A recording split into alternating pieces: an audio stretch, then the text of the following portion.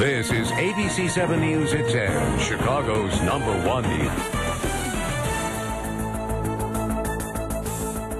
Tonight's special segment, Intelligent Iris. Chicago has what many believe to be the most sophisticated public surveillance camera system in the country. And beginning this summer, the cameras watching us are going to be made even smarter. ABC 7's Paul Meinke is here to tell us what it means. Paul?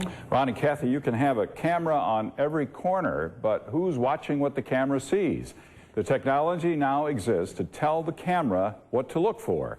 It's called video analytics, and it's about to be married to Operation Virtual Shield, Chicago's ever-growing network of public surveillance cameras. If I walk down LaSalle Street, how many cameras are watching me? Several. Several cameras are watching you.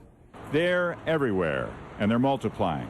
Several thousand cameras are now capable of sending live pictures into this room, the operations center at the city's Office of Emergency Management and Communication. 151, marching to the Chinese embassy. You got him?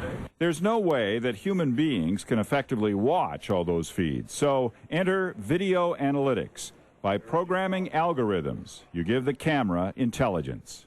We actually can tell the camera, this is precisely what we're looking for. The camera will watch for that circumstance, and when that circumstance occurs, comes back to the human being, whether they're watching that camera or not, with an alert. Say you want to monitor activity at the base of the Sears Tower. An operator can use his mouse to create a tripwire, or in this case, a rectangle, that the camera will see. So here's the car that's entering the scene. This virtual rectangle is right here. These cars are moving by. They don't set the tripwire. This one's parked. In that case, it set off the alarm. Of course, it may be just a cabbie dropping a fare, but the cameras will see, and the operator is watching. The cameras can be programmed to watch for things like unattended backpacks. All the camera feeds go into a 60-terabyte storage bin where the video is routinely held for 30 days. You can retroactively go back and do searches on that video for an event that occurred historically. Say there's a witness description of a blue car involved in a robbery, and that it may have passed over the LaSalle Street Bridge where a camera is posted. Analytics can be used to search all the video from that camera for a car matching the description.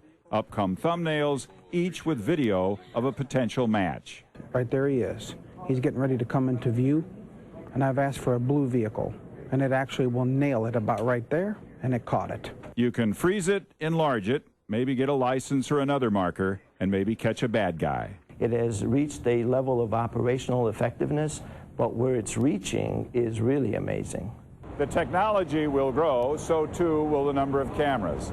But ultimately, how many cameras will we need? At what cost? And how effective are they in fighting crime? Great Britain has more cameras than anyone else. They've helped solve some major crimes, but studies there are mixed on whether they actually prevent crime. In the U.S., there have been few, if any, detailed studies of public surveillance cameras. People get so enamored with this technology that holds such promise that they quickly adopt it without thinking about whether it has an impact. Dr. Nancy Levine of the Urban Institute is launching a study of public surveillance cameras in 4 cities. Chicago is one of them. She'll be focusing on police department cameras here, now nearly 700 of them, that watch Chicago neighborhoods. She'll begin with basics. Do they prevent crime? Do they displace it, just move it somewhere else?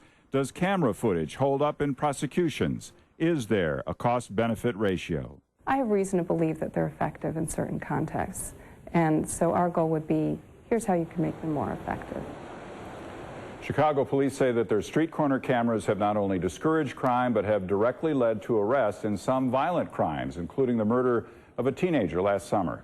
But research on the effectiveness of public surveillance cameras nationwide has not yet taken shape. Some smaller cities, in fact, have found it to be cost prohibitive. Chicago so far has spent $35 million on Virtual Shield. That's federal money, Homeland Security money. All right. Thanks, Paul. Dry, windy weather.